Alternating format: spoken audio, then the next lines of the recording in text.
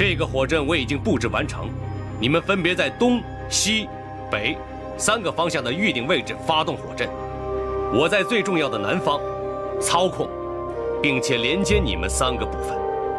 到时候我玄木军就会在高原之上，宣阳大军就会在高原之下。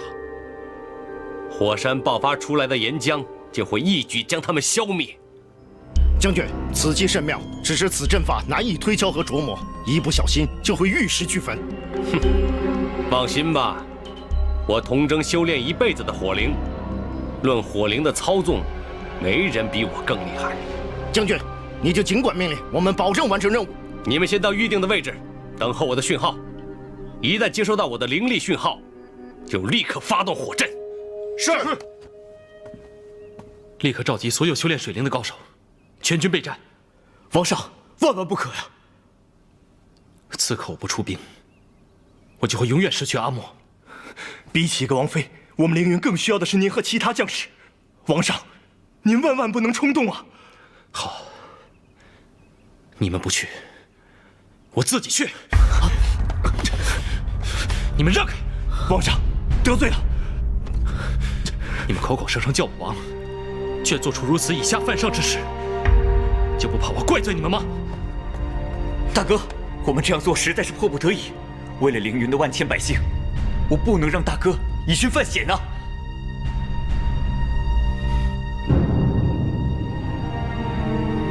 现在只有赤云能救阿莫了。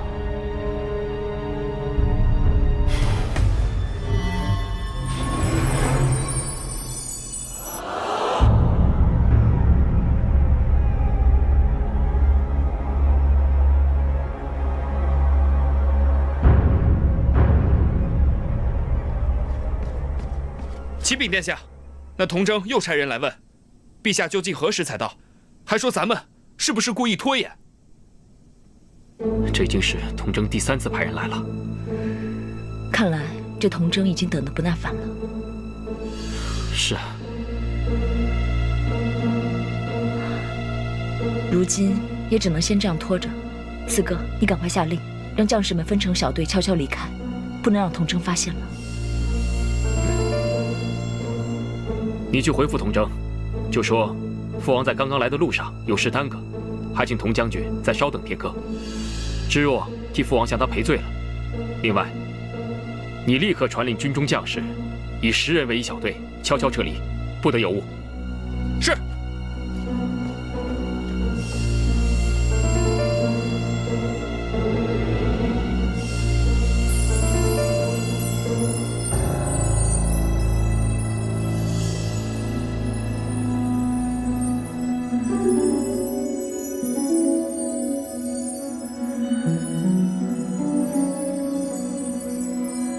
赤羽，阿莫有危险。童征布置了火灵大阵，想要一举消灭宣阳的军队。阿莫想要破坏大阵，请你速速赶去战场救他。阿莫，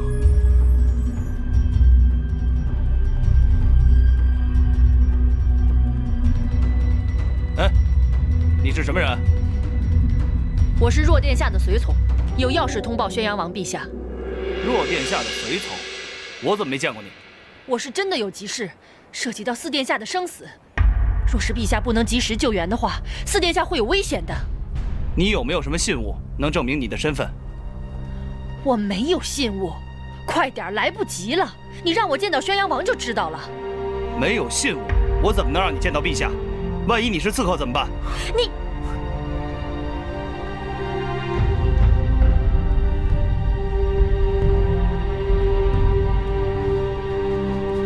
伊犁，怎么样？撤出多少人了？不多，不到2000人。太慢了，一旦被童征发现的话，那我们……启禀殿下，那个童征不见了。什么？糟了，他一定是兴起怀疑，回去准备开启火阵了。这可如何是好？才撤出了这么点人，现在只能由你们带兵先发起进攻。直冲童征大营，占据有利地形。我去找童征，在他下手之前，想办法先除掉他。传令下去，准备进攻。是。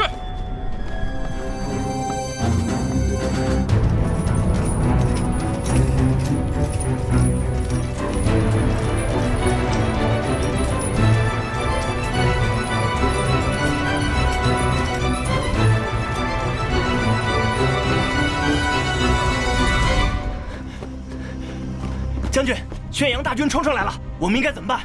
听童征大人的命令，只要咱们守住高地，很快，宣阳大军就会灰飞烟灭。传令下去，死守高地，绝不后退。是。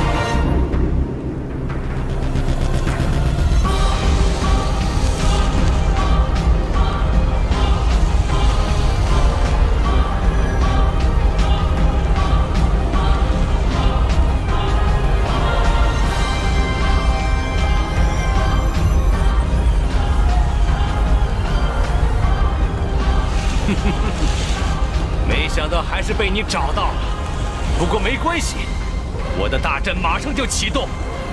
等我先灭了你们的军队，我再看看你们这些无能鼠辈怎么跟我斗。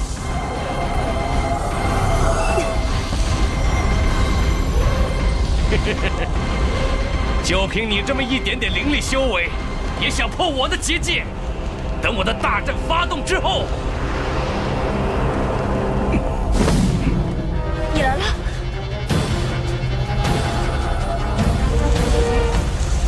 赤云，你可是我玄木的人，如今玄木和宣阳交战，难道你要帮助玄木的敌人？你也配代表玄木？一个杀死玄木王姬和将军的凶手，哼，那是他们活该死。如果你和我一起联手对付宣阳，我们还可以把失去的土地给拿回来，甚至灭了他们。你为什么要和我作对？打败宣阳的事情我自会去做，但是你也要为你自己做的事情而付出代价。阿木，你往后退一点。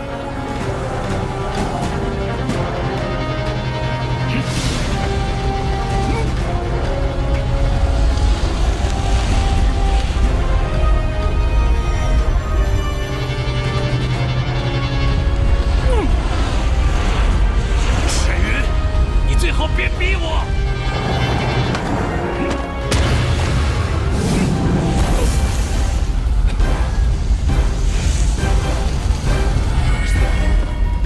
童征，束手就擒吧。赤云，你以为你赢了吗？你今天不留活路给我，我就拉着你一块陪葬！不好，他要引爆大阵了！童征，你疯了吗？你引爆大阵的话，不仅你自己会死，你手下也跑不了。你不要你的手下了吗？作为我的手下，就要有随我牺牲的觉悟。我唯一后悔的事，就是当初在不归谷没有想尽办法杀了你。不过没关系，今天会有很多人跟我一起陪葬。我相信。你就是其中之一！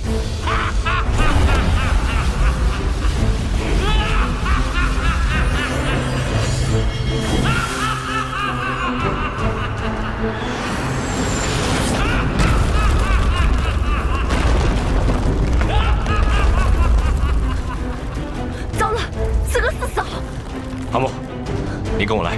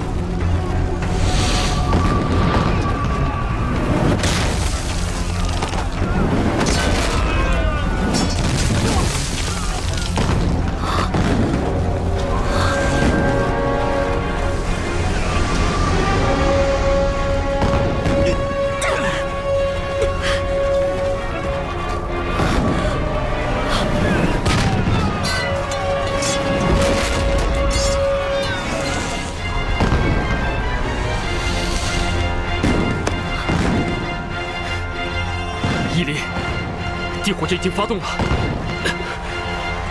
这是要和我们同归于尽。你架起悬梁，先走。那你怎么办？我不能走，我走了，我的将士怎么办？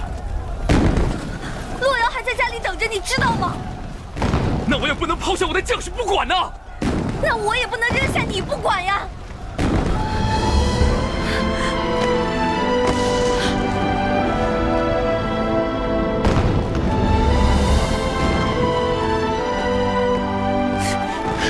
好，我们一起走。手卷若缱绻，誓言风吹云舒卷，岁月间问今夕又何年？心有惜但愿只念。对不起，依莲，我也想跟你一起回家，但是我不能舍弃这3万将士。作为主帅，我必须与他们同生共死。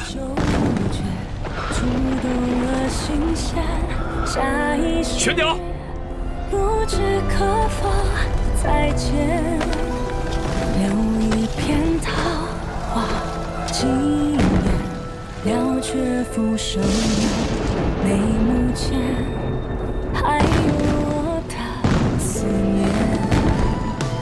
一寸土，一念木，一花一树一坛土，心事中爱偏开在迷途。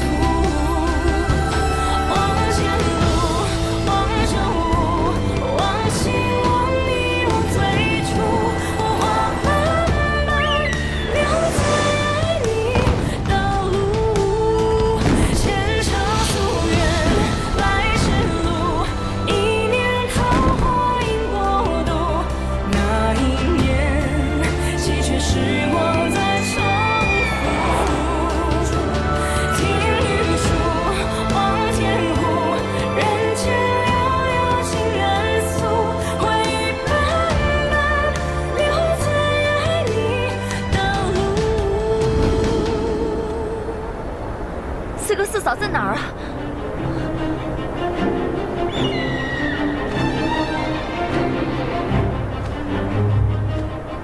你看那边，是四哥的玄鸟。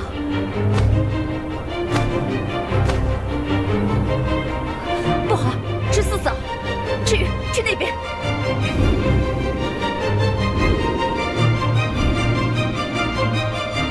难道四哥他？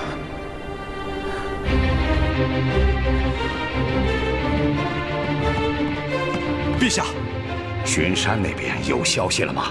回禀陛下，巡山一战，童征点燃地火，3万将士几乎全军覆没，王妃重伤，已被王姬殿下送回。芷若呢？四殿下他，快说！四殿下他未能幸免。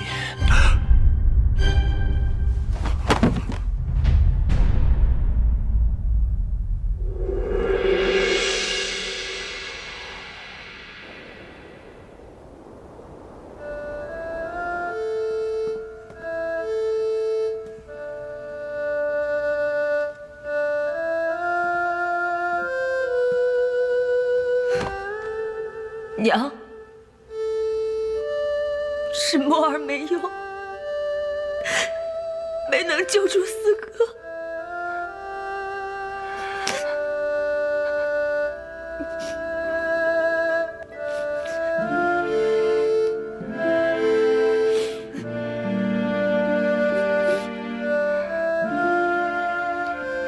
芷若是不是很英勇？当时童征点燃了地火大阵，四哥不愿意抛下宣阳的将士，就放弃了逃出的机会，最后就和童征同归于尽了。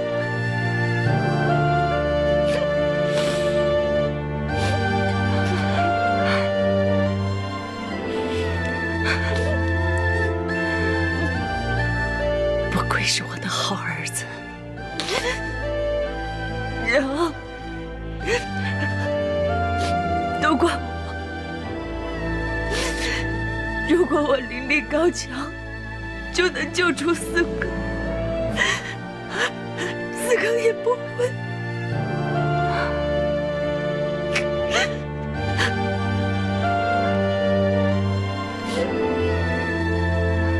你四哥是为宣阳而死，是宣阳的英雄，娘不会怪你。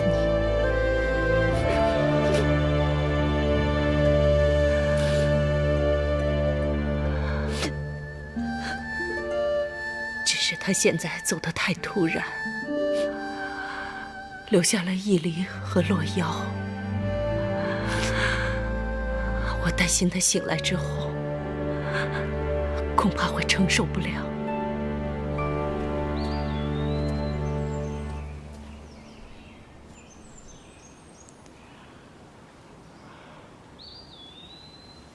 洛瑶，太母想告诉你一件事。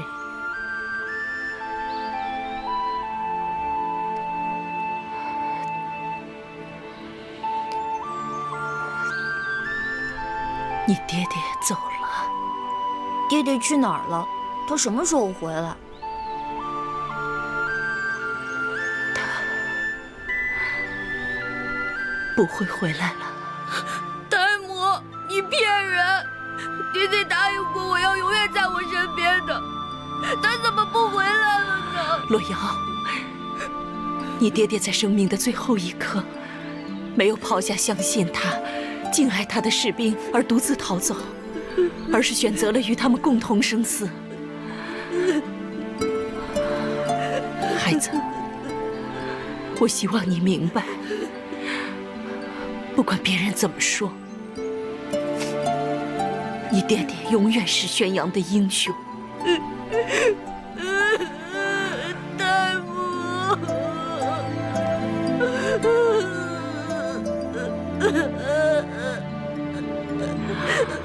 从今以后，你要快点长大，不要让你爹爹失望。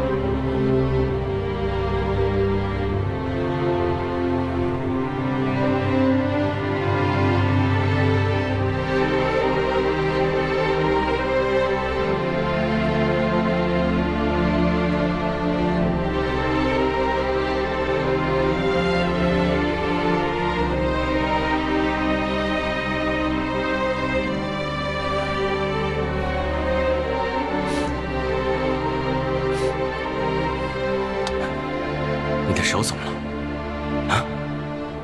谁干的？我自己。你为什么要这么做？没什么，我要走了。你要去哪儿？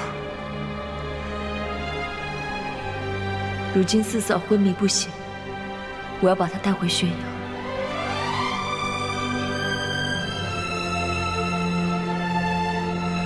我送你们。不必了，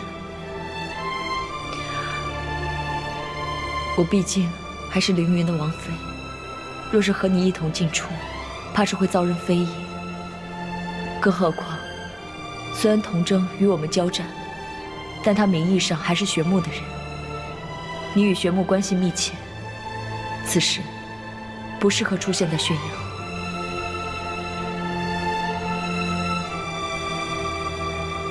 可我还是放心不下。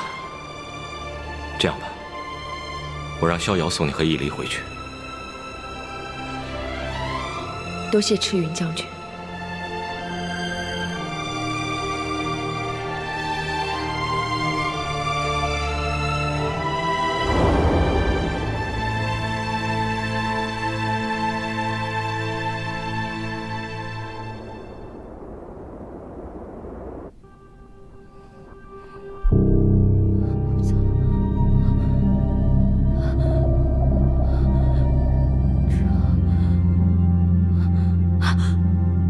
芷若，芷若，四嫂，四嫂，你醒了，你来的正好。芷若呢？芷若去哪儿了？四哥，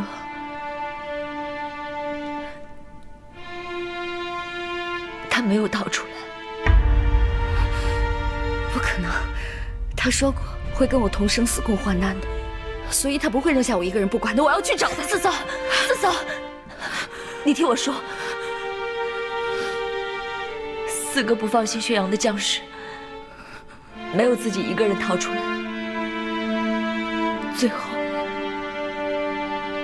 最后和童真同归于尽了。不可能，你胡说。那我为什么还会在这儿啊？我为什么会逃出来？还有洛阳怎么办？他还那么小，他怎么能这样？芷若，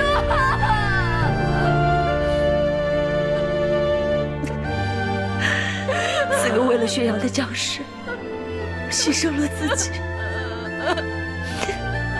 若要聪明伶俐，他一定能够体会四哥的心意。以后我会和你一起保护洛阳。首先，你要先照顾好自己。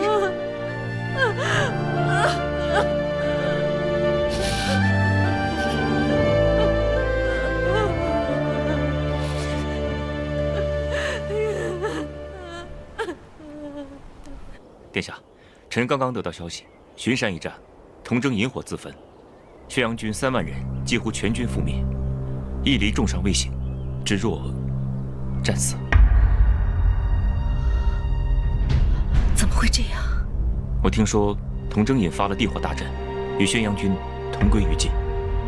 芷若不知为什么没有逃出来，只有穆清墨带着义离返回了宣阳。父王，义离现在情况如何？他现在极度虚弱，遭受这样的打击，正在休息呢。我适才得知，摄河军接到你的命令后迅速撤离，基本上没有太多的损失。可我宣阳军几乎全军覆没。既然你们早知道童征将要发动火阵，那为什么不事先通知宣阳？我若提前知晓，也许会有不一样的结果。父王，我一接到消息就马上派烈阳回来报信了，请父王立即派水灵高手救援。怎么您不知道吗？烈阳，你是说你的那只狼鸟？我没有见过它，它现在在哪儿？我不知道。自从派他回来报信之后，就没有消息了。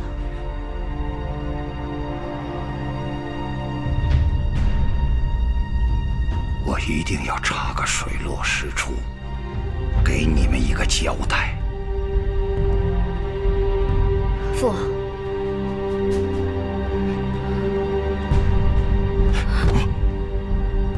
义离，你这是做什么？快起，快起来！父王，儿臣有一事相求。说吧，只要我能做到的，一定答应你。儿臣求父王为芷若立一个衣冠冢，也好让我们对他有个念想。你放心吧，你就是不说，我也会这么做的。明天朝堂之上，我便当众下令，为芷若设立衣冠冢，让世人都知道，我宣阳永远不会忘记英雄。谢父王。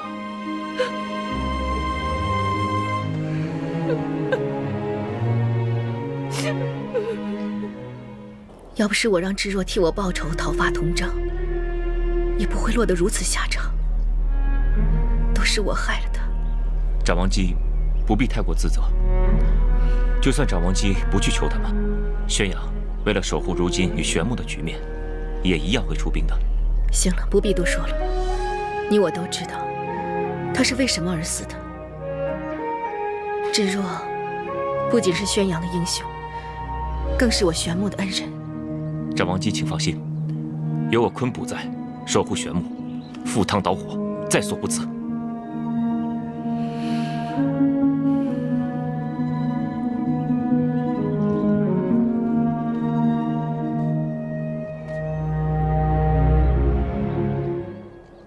芷若，你所付出的一切，云桑永世不忘。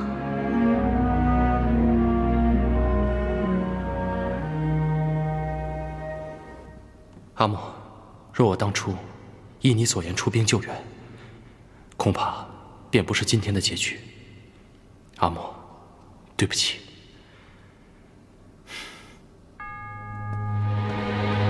你明明知道阿莫派烈阳回来是求救的，你竟然还把他扣下！整整3万宣阳将士，为了你的一己私利，全都葬身了火海。你以为你害死了你4哥，昭云殿就会失势吗？宣阳便会以芷月殿为尊吗？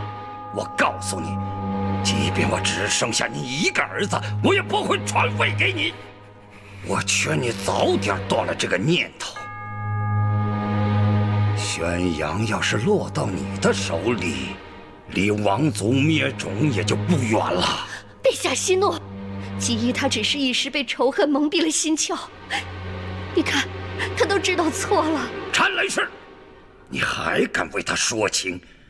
姬衣有今天，你以为你逃得了干系吗？臣妾甘愿受罚，但求陛下饶了姬衣。芷若也是我的儿子啊，我对你们是一再的包容，可你们呢，却变本加厉。陈雷氏，你还有何颜面为他说情？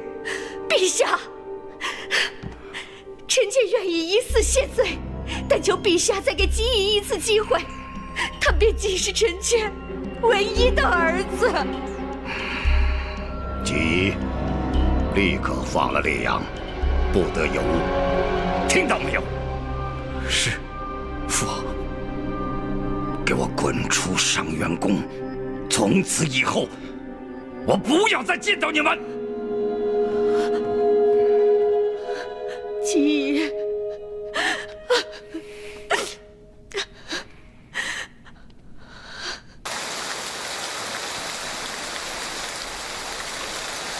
四嫂，你怎么还没睡啊？发生什么事了吗？阿莫，明天就要为芷若立衣冠冢了。可现在母后年事已高，怕是她受不了这样的打击了。所以在这儿等你，就是想问问你有没有办法，在明天临行前，让母亲先睡下，免得她又睹物思人，伤心过度。还是四嫂想的周到，这样也好，就按照你说的办吧。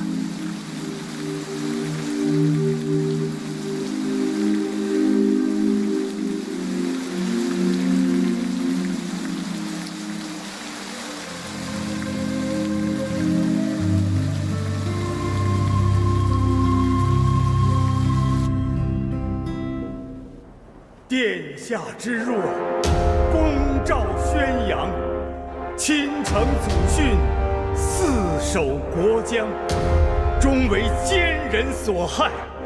君子成人，有如是也。此为国伤，呜呼痛哉！特设衣冠之冢，以道宣阳之英雄也。等等，芷若既是你们宣阳的王子，更是我的夫君。在我们涉河，战死沙场那是一种荣耀。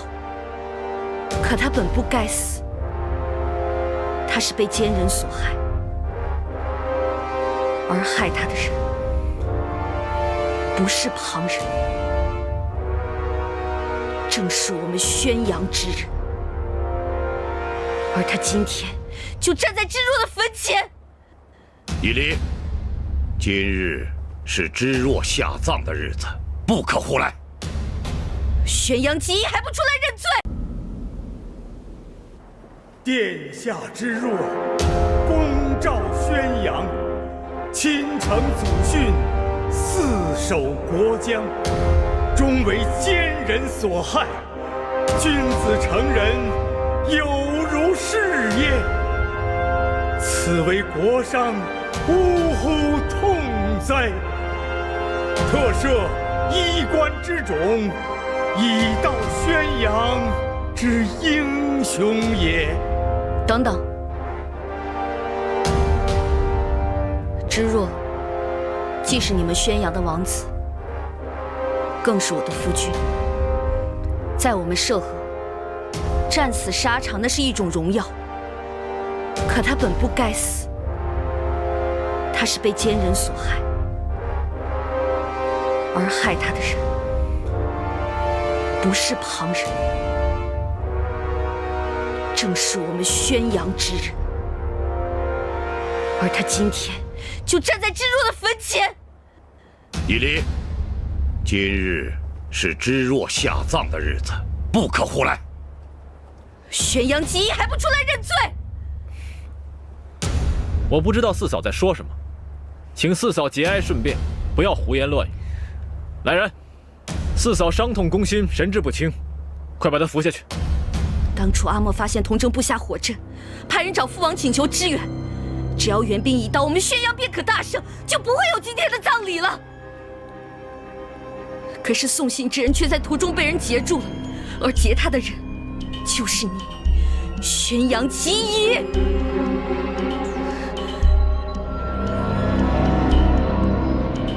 我今天就要杀了你，替知若报仇，以及他在天之灵。四嫂，不要！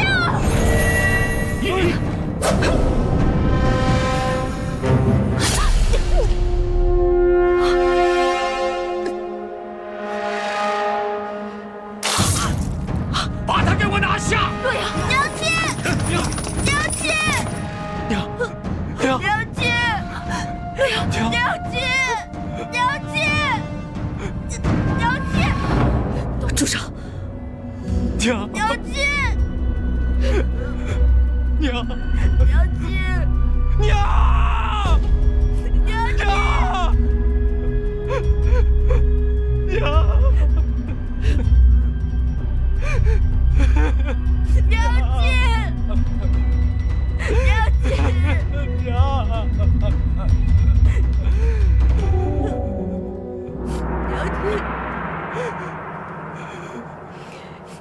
洛阳，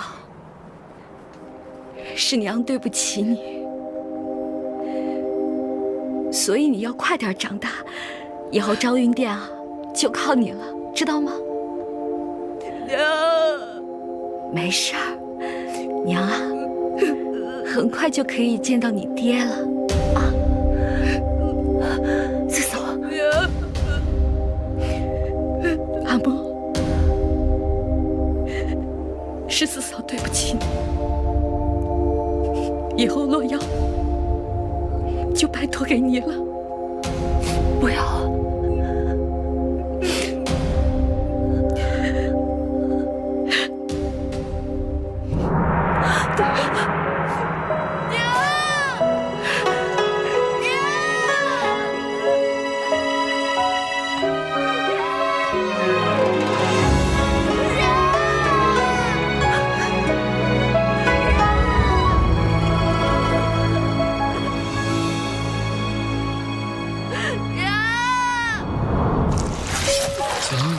沙满天，回神的一瞬间，唤醒记忆的容颜。老树下缠绵，笑容的耀眼，刻骨思念。一往千年也不灭，我们说好的诺言，就让爱是最初的感觉，指尖征服岁月，感动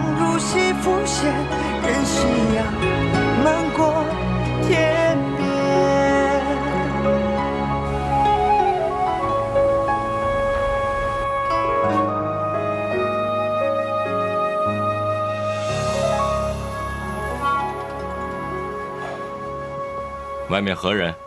臣等求见赤云大人。臣等有话要对大人说。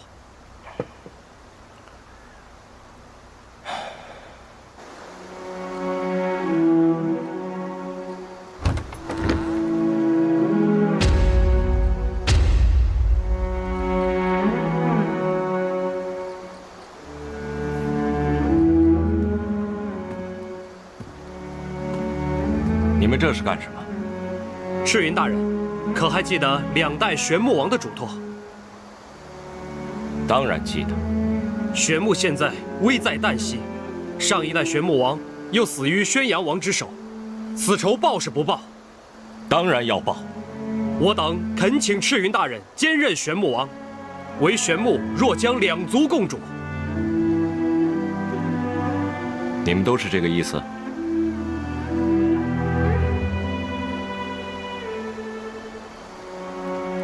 我不是玄木中人，不会做这个玄木王。大人，童征死后，玄木实力再次下降，随时都有被灭族的危险。大人，您可不能置玄木于不顾啊！大人，请您看在2代玄木王和100万玄木子民的份上，救救玄木吧！求大人带领我等夺回玄木失土，我等誓死追随大人。我等誓死追随大人。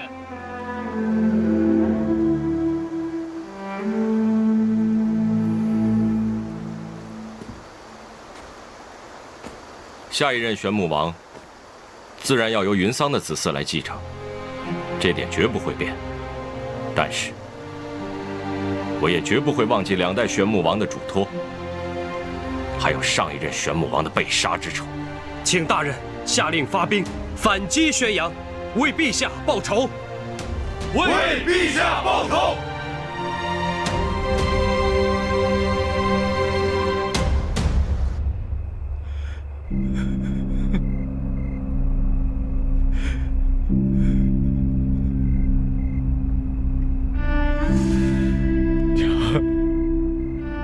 是孩儿没能替哥哥报仇，还害您丢了性命。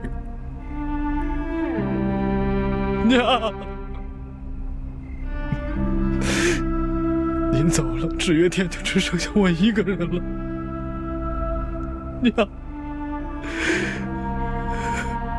孩儿觉得特别的无助，您教教我该怎么做？娘，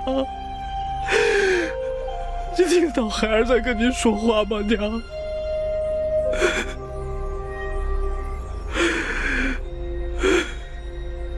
我真希望死去的人是我。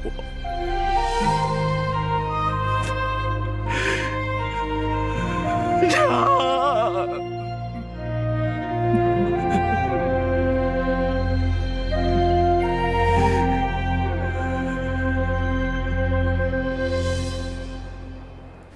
你母后这几日的情况如何呀？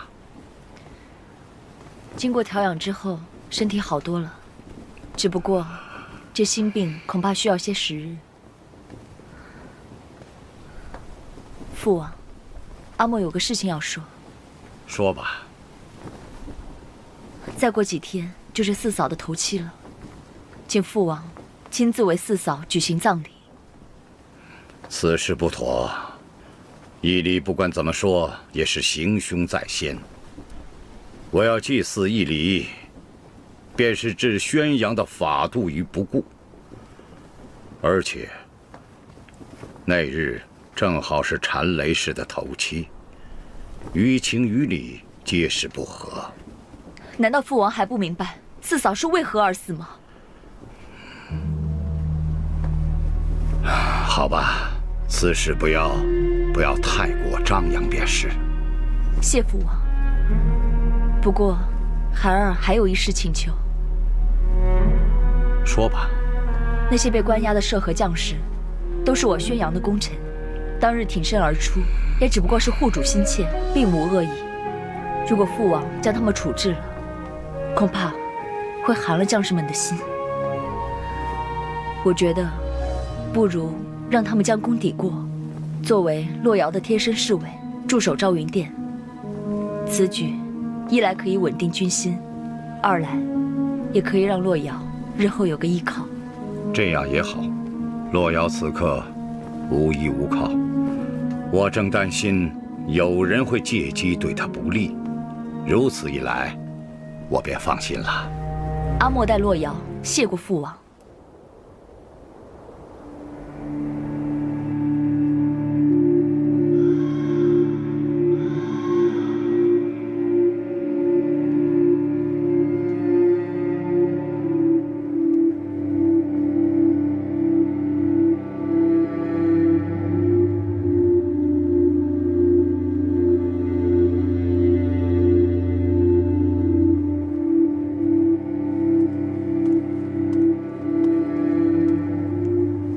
殿下，仪式可以开始了。不行，姑姑还没有来，再等就会误了吉时。我说什么时候开始才能开始？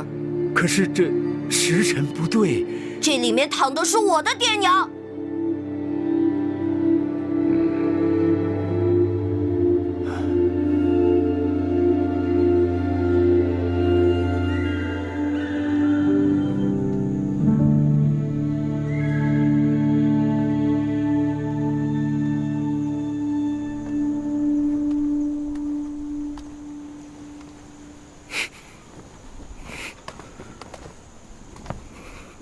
你来做什么？你再往前走一步，我便立刻杀了你！你怕什么？我的3位哥哥都是被你们害死的。我一个弱女子，还用得着你如此戒备吗？玉宸死了？那在汤谷疗伤的玉宸是假的？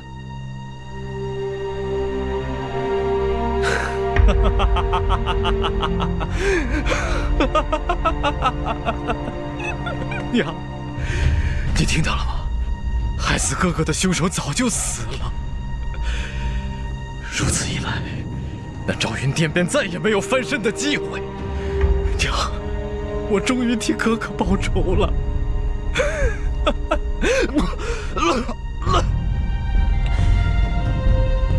连此等密事你都告诉我，看来你是有备而来。不过小妹，未免你也太低估我了吧？我已经用灵力探查，此处除了你我，并无其他第3人。莫非小妹你觉得就凭你那点修为，还想置我于死地？你错了。我今天来，没有想过要如何杀你。换句话说，我根本不需要想，因为你已经是一个必死之人。你说什么？不妨告诉你，很多年前，我娘与前任玄穆王是结拜兄妹。玄穆王病危之时，将他的毕生心血玄穆百草经送给了我。难怪你能混淆视听，生了赤云的孩子。不过你要以为区区一本玄穆百草经便能要了我的性命，未免也太过天真了吧，小妹。你我从小由同一位师父教导，我很了解你的灵力运行。也正因为如此，给了我一个可以杀掉你的机会。这几日，你常常在这里一跪就是1个晚上。伤心之时，护体的灵力就会十分的微弱，邪气也很容易入侵。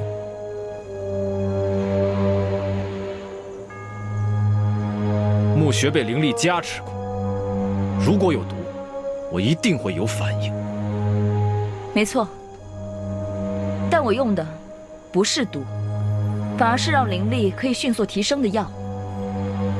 刚刚你听到大哥的死，情绪激动，狂笑之时，吸入了很多不该吸入的东西。这些也不是毒，不过和你体内的药结合之后，再加上你独特的灵力运行，就会让你的灵力迅速地汇集在你的心脏，用不了多久，你的心脏就会因为受不了强大的灵力，爆裂而亡。你现在知道了吧？我想杀你，不一定非得用毒。小妹啊，为了杀我，你可真是煞费苦心呢。不不过你还是低估了我。就算我活不了，拉你一块儿去死，还是绰绰有余的。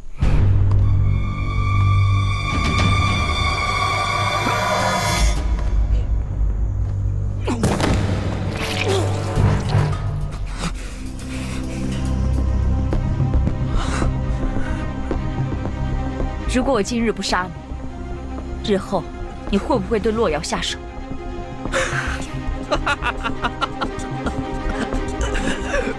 对，他娘杀了我娘，我就一定要杀他。你们赵云天的，一个也别想活！我可以不杀你，但是你能不能答应我，离开宣阳，从此不再回来？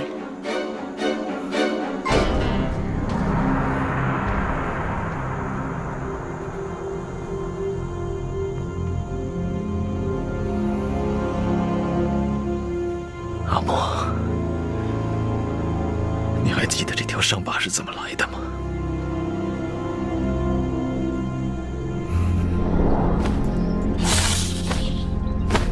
九哥，快看！不要出去！不要出去！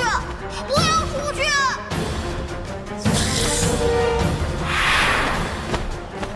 阿莫妹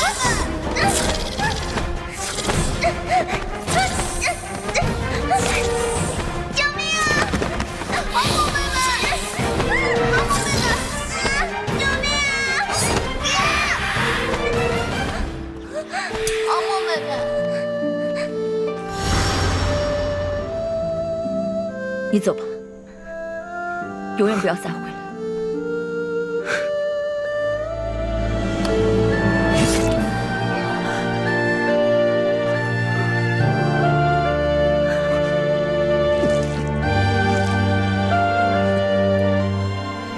若要回到小时候，该有多好！可是我们再也回不去了。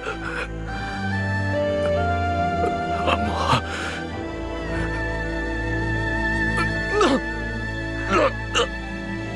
这次的妖怪太强了，我们都输了。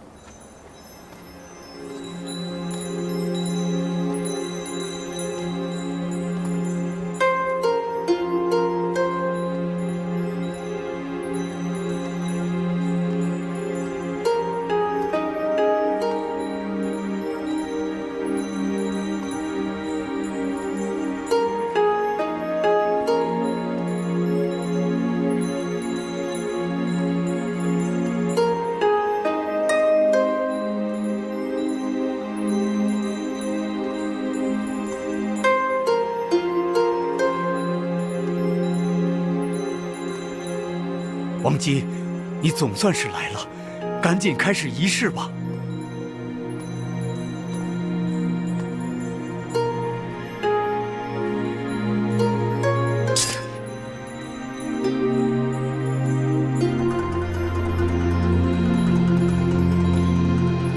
四嫂，你可以安心了，以后不会再有人伤害洛瑶。阿莫，你究竟做了什么？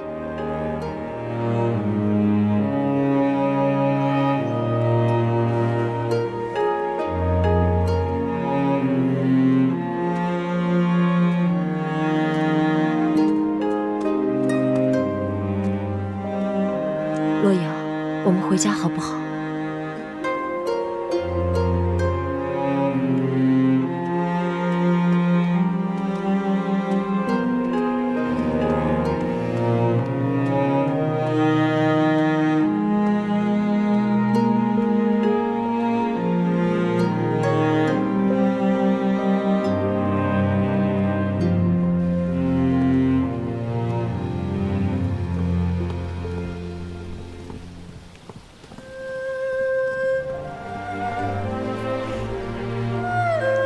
洛阳，姑姑有些累了，你先回屋休息休息吧。晚上姑姑再陪你玩，好吗？姑姑，我听话，带她下去吧。是，殿下。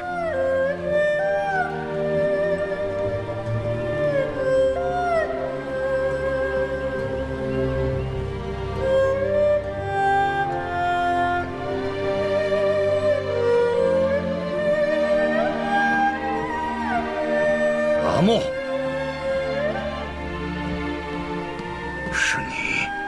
是你杀死了吉仪，他可是你九哥，你怎么下得去手？我宣阳没有你这种不仁不义之徒，我要代表宣阳清理门户。住手！你要杀就先杀了我。你知道吗？他在禅雷氏墓前杀死了吉仪。陛下说阿莫杀了吉仪，有什么证据吗？还有什么证据？除了他，谁还会做这种事情？许多年前，玉宸指责宣阳辉杀死了常州，陛下不也曾质问玉宸，问他要过证据吗？如果当年陛下能够秉公处理宣阳辉，事情会变成今天这个样子吗？常州死后，我就怕你和吉仪会走到今天这步。我不顾所有人的反对，特意让一个师傅教导你和吉仪，让你们一起学习，一起玩耍，一起长大，就是希望不要发生今日的事情。你还记得你这胳膊上的伤疤吗？你还记得吉仪是如何救你的吗？我不让医师把这个疤痕去掉，就是为了让你们一辈子都记住，你们是血浓于水的兄妹。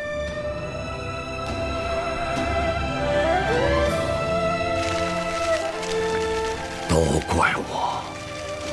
怪我教导无方。从今往后，你的事情我不再过问。在宣阳，你愿留便留；若不想留，你就回你的凌云去吧。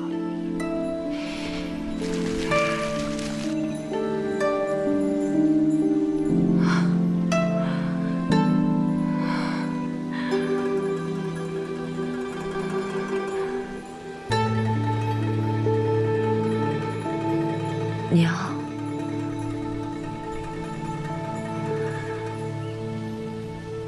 是我杀死了九哥。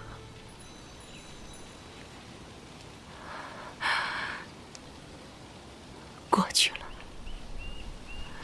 一切都过去了。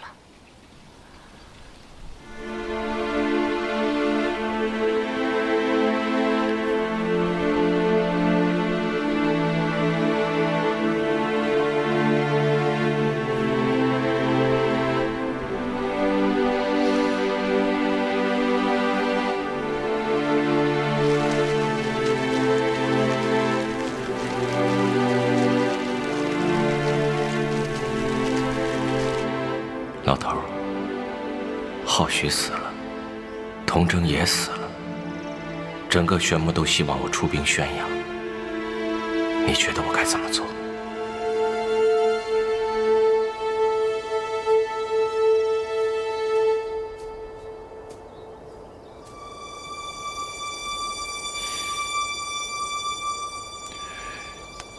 赤云大人。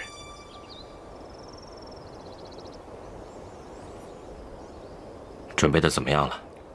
全军整顿完毕，若江那边也送来了大量的兵器，许多若江的儿郎听说大人要出兵，也准备当兵追随大人。若江只提供后勤保障即可，不要让他们直接参与这场战争，因为这场战争与他们完全无关。这是属于玄牧的复仇之战。是。传令下去。全军出发，建军复原，反击宣阳。遵命。虽然我知道这一天总会到来，但当它到来的时候，我的心中还是充满了迷茫。赤云果然出兵了，以玄牧执政的名义，正式和宣阳开战，发誓要为浩许报仇，夺回失去的土地。这一号召点燃了玄牧族积蓄已久的怒火。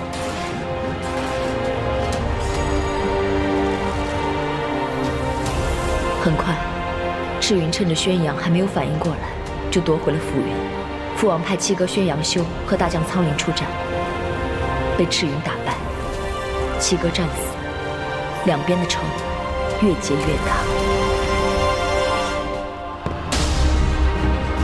接着，赤云以极快的速度夺回了玄木失去的那6座城池，继续向宣阳进发，兵临宣阳要塞统领关。整个宣阳的形势急转直下，朝堂之上也为了该派谁迎战，吵成了一团。二位大人就不要争了，慢慢说。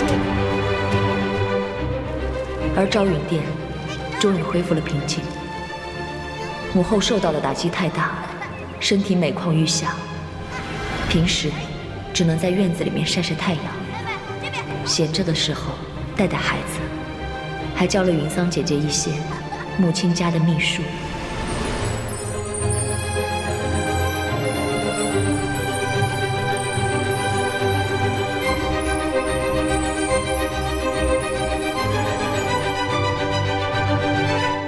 而我再也没有回过凌云一次。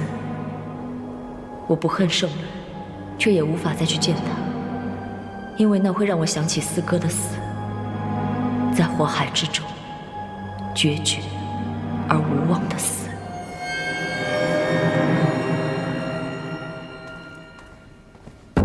陛下，赤云大军已经兵临统领关下，而统领关后便是我宣阳广袤的腹地，还请陛下速速决断，应该由谁来领军增援统领关？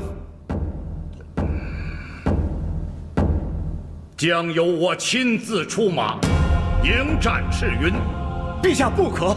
上次陛下御驾亲征，受了重伤，这次绝不可以身犯险。你们谁都不要劝我，我的几个儿子，老大重伤，老二、老三、老四、老七战死沙场，我作为他们的父亲，怎么能龟缩在宣阳山？我是宣阳的王，是一个替孩子报仇的父亲。我要保护好我的族民，保护好我的家人。陛下，老臣愿跟随陛下远赴统领关杀敌。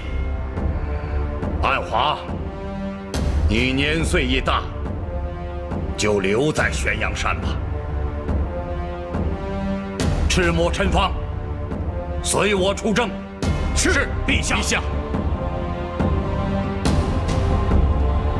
陛下，我宣阳跟凌云结盟多年，之前攻打玄木之时，凌云就未曾派过一兵一卒。此次我宣阳本土遭袭，凌云也该出力了。安华，你赶快挑选合适人选，赶往凌云，说服凌云圣伦，即刻出战。老臣遵命。皇上，这次赤云来势汹汹，咱们绝不能轻易出兵，做宣阳的替死鬼啊！不过我们可是和宣阳有盟约在身啊。您可以借王妃不辞而别，迟迟不肯回凌云这件事情。不可，绝不能将阿莫牵扯进来。那就只能说，韩燕在外招兵买马，对凌云虎视眈眈。王上为了保住王位，没有精力出兵相助。那就这么说吧。皇上，门口那位使者我已经劝了很久了，还是不肯离开。你就和他说，韩燕意图反攻凌云，我们实在是有心无力。是，皇上。咱们找的这些借口，恐怕瞒不过宣阳王很久。瞒不住就瞒不住，他现在绝不敢跟咱们撕破脸皮。谁让咱们的实力比不上宣阳和玄木呢？咱们能在夹缝中生存下来也是不容易的。越是到这个时候，越不能掉以轻心，否则可能陷入万劫不复之冤呢。宣阳军死守不出，这城实在是有些难攻啊。统领关是宣阳的门户，向来布置的固若金汤。要不是已经拿下了周边的所有小城，这仗就更难打了。宣阳那边的增援有消息了吗？还没有。也不知道这次是跟谁交手。将军，雨辰还有一事担心。说。从玄木山到这里，咱们算上复原，已经打下7座城池了，将士们多少有些疲劳，再加上路途遥远，现在又是春季，我担心粮草的供给可能会有些问题。说的有道理，所以咱们不能任由宣阳拖延下去，要尽量速战速决。只要能够拿下统领关，咱们就有大把的调整时间，再进攻宣阳就容易多了。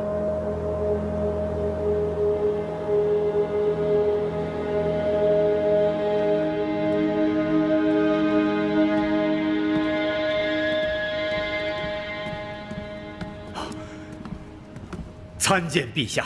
怎么，出使凌云的人回来了？正是。凌云圣伦怎么说？凌云圣伦借口韩晏在外招兵买马，拒绝出兵增援。果然不出我所料啊！陛下，这凌云圣伦竟然无视两族盟约，屡次拒绝我们出兵的请求。等这次击败了赤云，一定要给他们点颜色瞧瞧。那也要等击退赤云以后再说了。安华，我不在玄阳山的这段日子，玄阳就交给你了。是，陛下，老臣定尽心尽力，不敢丝毫懈怠。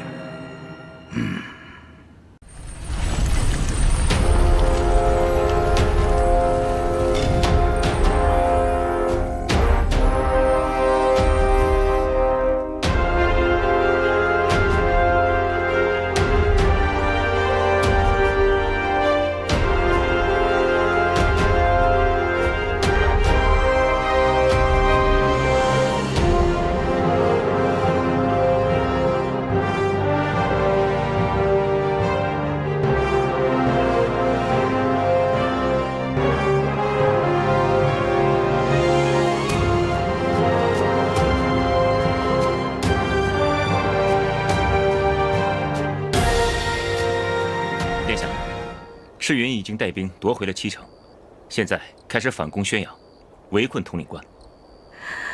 太好了，有赤云在，玄木算是保住了。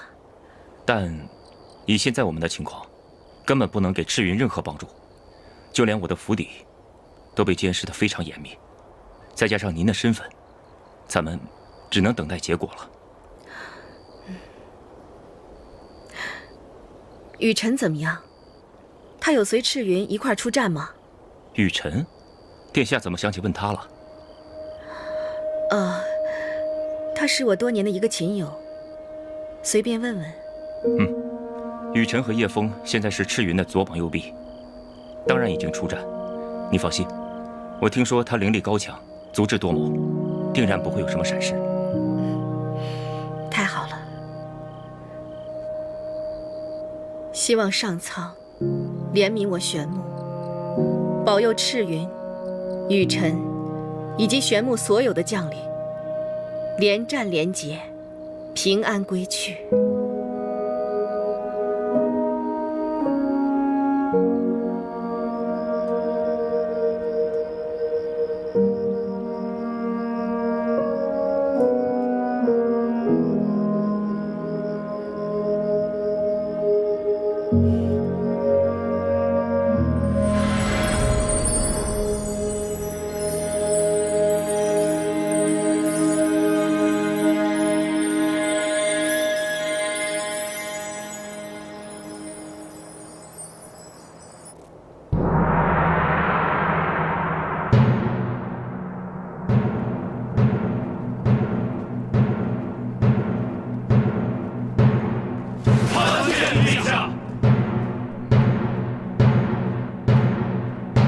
起来吧！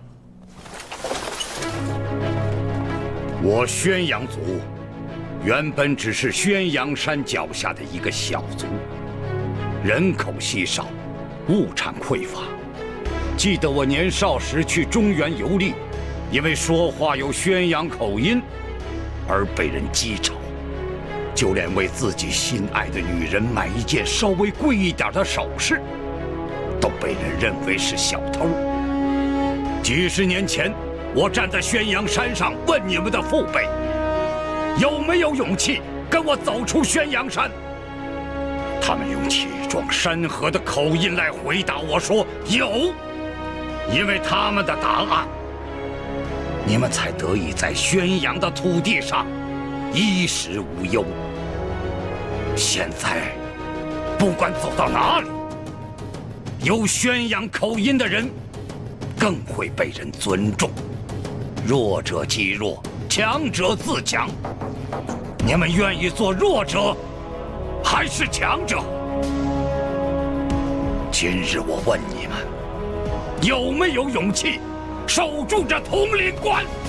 守住统领，要我宣阳！前几次试探都失败了，看来咱们是拿统领关没有什么办法了。统领关不仅城墙高大坚固，还聚集着宣阳最强的军队和各种新式的守城器械，的确是块难啃的骨头。是啊，宣阳王现在又来了，宣阳的士气大振，这仗啊，恐怕是更难了。看来强取是有难度。大人，末将还有一事向您禀报。以往我们的粮草都是提前20天运到，可这次运粮的车队已经晚了6、7天还没有消息，下面的人也都急得很。他们筹备粮草确实困难，这个我是知道的。给他们一点时间便是了。可是大人，行了，粮草不是你该关心的事，我会找人处理的。是，大人。报，大人，门外有人求见。谁呀？属下不知，不过此人交给属下一样东西，让属下交给大人。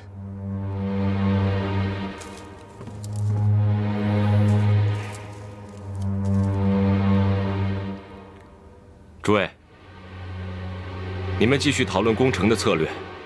我有一位故人要见，去就回。是大人。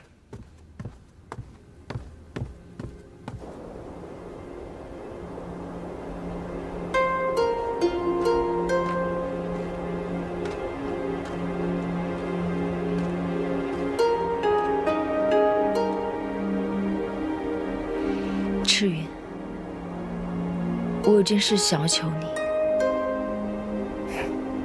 说吧，我们之间何必说求字？我父王亲征现在就在统领关，你能不能看在我的份上，退兵？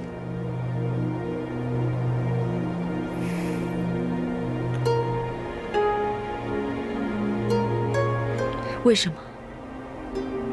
你已经拿回原本属于玄牧的土地了。统领关后就是宣阳，难道你要打到宣阳族家破人亡，打到2代王族生灵涂炭吗？我曾经对玄牧王有过承诺，你也知道，只要我赤云的许诺，永远都不会改变，所以我不能退兵。对不起。在战场上，不是你死就是我亡。我真的不希望你和我父王之间有任何一个人出现意外。我知道，所以我希望你答应我一件事情。只要你肯退兵，我什么都答应你。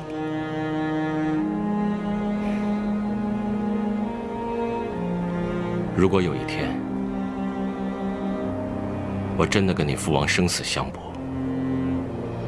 如果我失手杀死你父王，请你不要恨我。如果是你父王杀了我，我希望你也不要怪他。难道就没有别的办法了吗？难道只能让我眼睁睁地看着你们2败俱伤，或是有任何一个人离我而去，我却什么都做不了吗？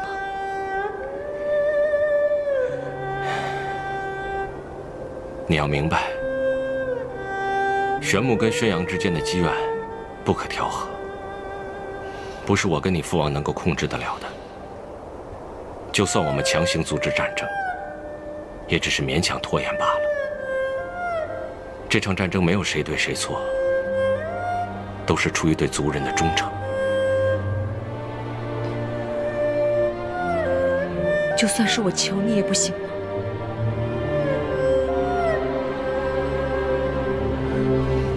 你要去哪儿？回宣阳。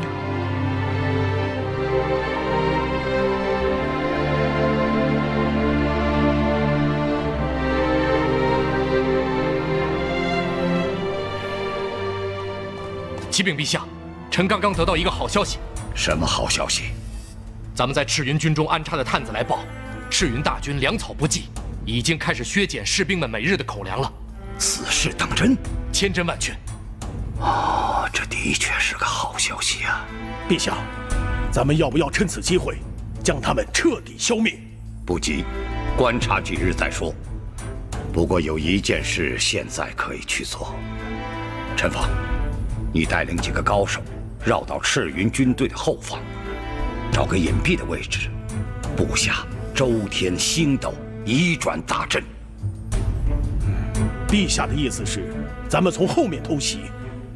可是这个距离的周天大阵，每一次只能传送10几个人过去，要想组织一次像样的偷袭，需要400-500人，布阵的时间也至少需要1个时辰以上。没事。如果赤云军队没有因为粮草的事发生混乱，咱们就按兵不动；如果他们因为粮草的事发生混乱，那么我们的500人和外面的军队将会形成前后夹击之势，会给他们造成更大的混乱。明白了，陛下，臣马上去办。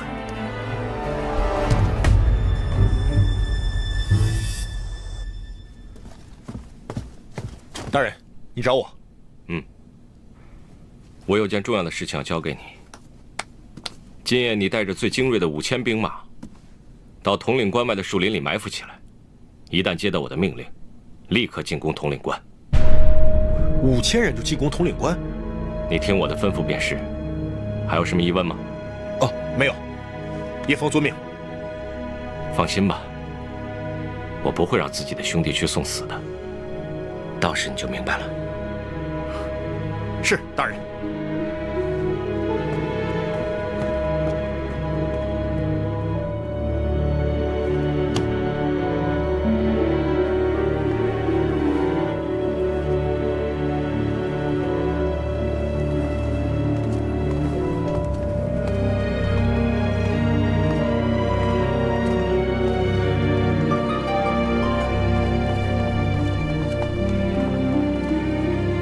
赤墨、陈芳，你们来看，赤云军中的炊烟是越来越淡了。看来细作所报无误，赤云的确是粮草不足了。陛下，看来咱们宣扬的机会来了。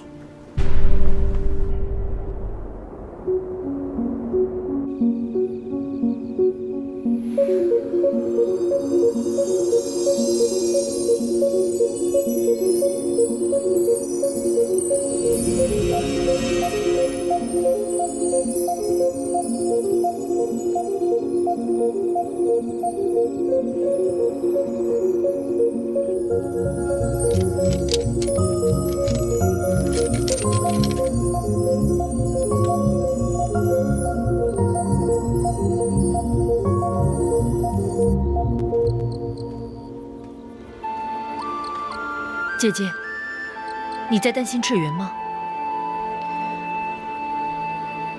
我在担心所有人，担心我的父王，担心宣阳的子民，也包括赤云。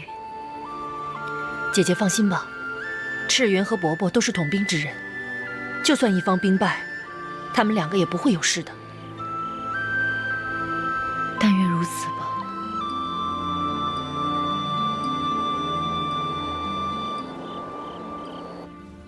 大人，现在军中缺粮，将士们都在挨饿。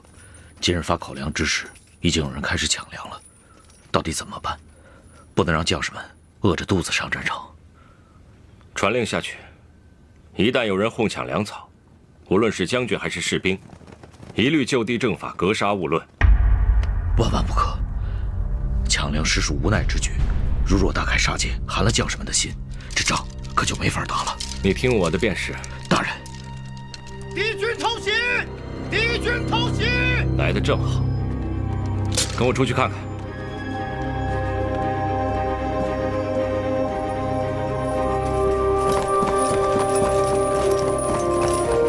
报！将军，宣阳有一股人马已出现在我军背后，现已向我军营地发起进攻。宣阳那边来了多少人马？回禀将军，大概400-500人，但个个身怀灵力，一看便是精锐。一出现便对我军进行突袭，我军将士没有准备，伤亡惨重。传令下去，火速召集人马，务必将他们全部留下。是。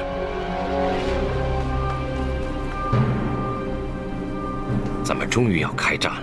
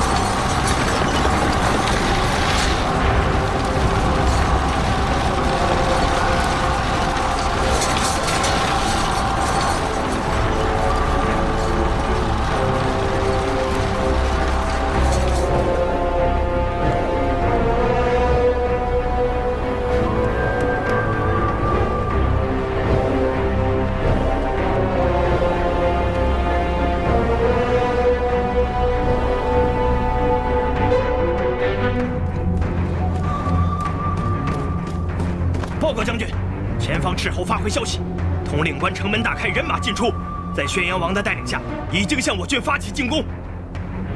太好了，立刻发信号给叶枫，让他准备攻城。得令。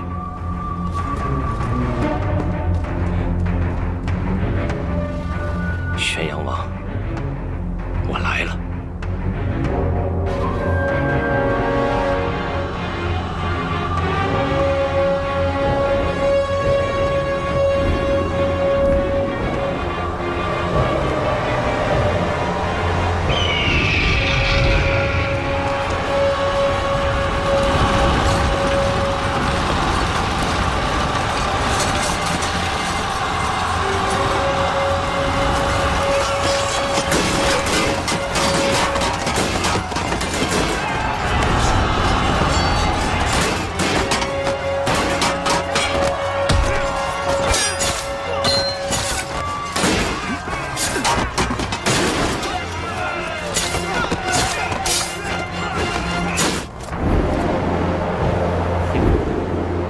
宣阳王，你我二人终有一战，不如今日就做个了结吧。哼，赤云将军好胆色！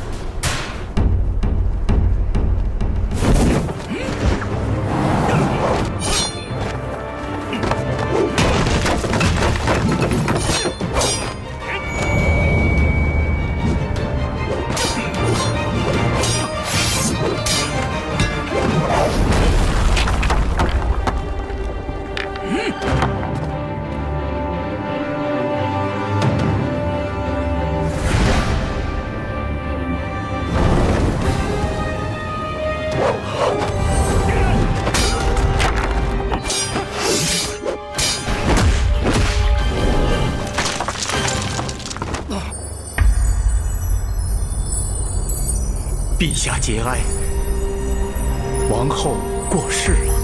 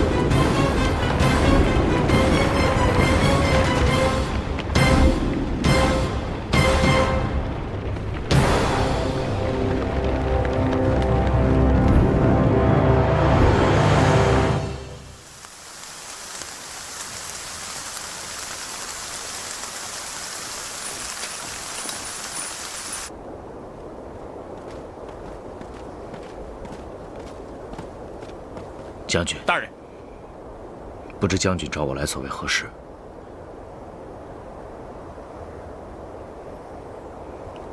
我知道你对粮草一事一直耿耿于怀。本来事情的真相只有我跟叶枫知道，但是战事已经结束了，也没有什么好隐瞒你的了。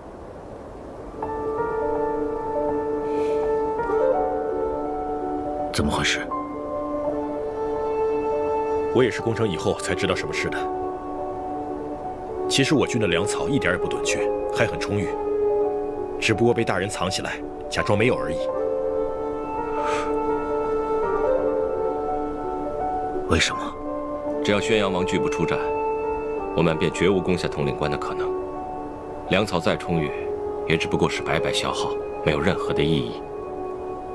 所以我假装军中无粮，让宣阳王误以为有机可乘，弃城而出。我们拖住宣阳王，让叶枫攻下毫无防备的统领关。这样，就算宣阳王死战到底，我们前后夹击，也定能战而胜之。可是我们只需要放出消息便是，为何真的不发粮啊？因为军中混入了宣阳的探子，作假的话，宣阳王便会一清二楚，甚至会假装受骗，带兵佯攻，实则在统领关留下后手，埋伏叶枫。此次我们必须攻下统领关，付出任何代价，我都在所不惜。所以这件事情知道的人越少越好。希望你不要心生芥蒂。其实我知不知道，又有什么要紧？可怜那些将士了。如果他们可以多吃一口，也许就可以多一份在战场上活下来的机会。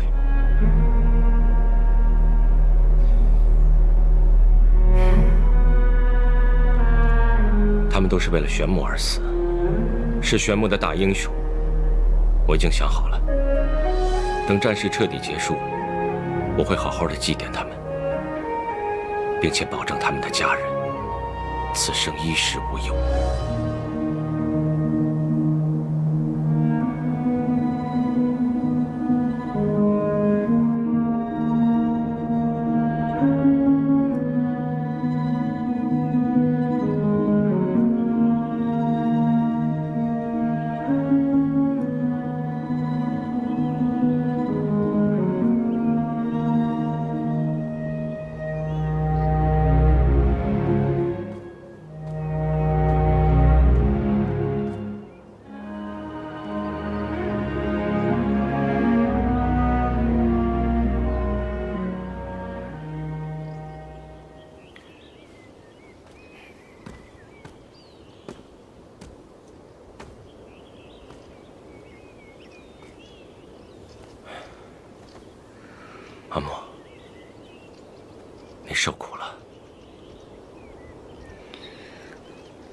从今往后，只剩下我一个人了。哥哥们不在了，如今连母后也离我而去。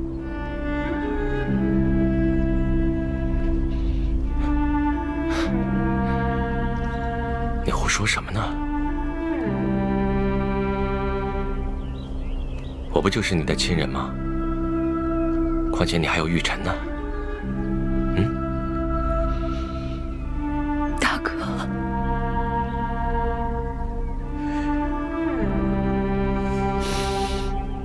大哥已经死了。他不是在汤谷疗伤吗？那是我们为了掩饰真相做的傀儡。真正的大哥，在与你交战之后，就再也没有醒过来。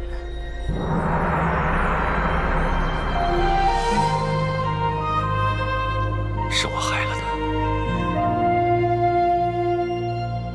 不怪你。大哥在与你交手之前，就被姬姨下了药，不然也不会不治而亡。原来如此。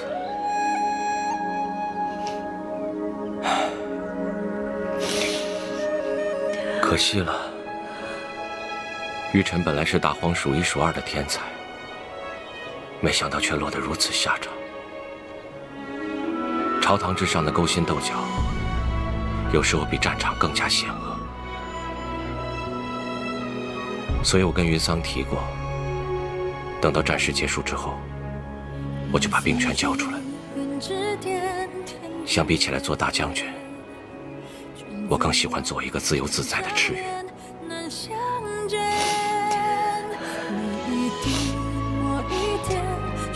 有件事情我要谢谢你。什么？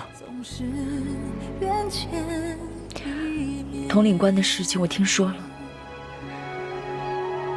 谢谢你没有杀我父王。没什么，我只是突然想到你伤心的样子，就没有忍心再追下去。君书飞越千山暮霭，凭谁问青池不改。阿木，跟我回若江吧，那个地方才是我们的家。虽然你已经很久没有回来过了，不过我每年都在休憩，时刻等着你回来。你知道吗？我每次一听到门口有动静，就赶紧冲出去看，看看是不是你回来了。我多么希望是你站在门口笑着对我说：“夫君，我回来了。”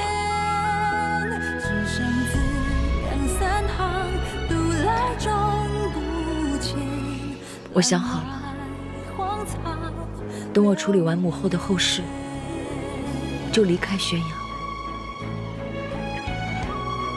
那就可以跟我回若江了。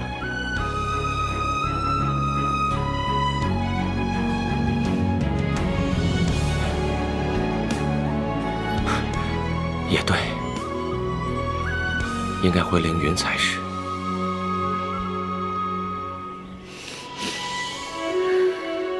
没说回凌云啊。那你摇头干什么？我的意思是，现在不能告诉你。等我办完了母后的祭礼，自然会给你一个惊喜。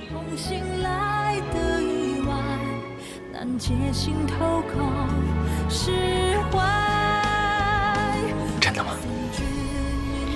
当然是真的。君赠我长相恋，难相见。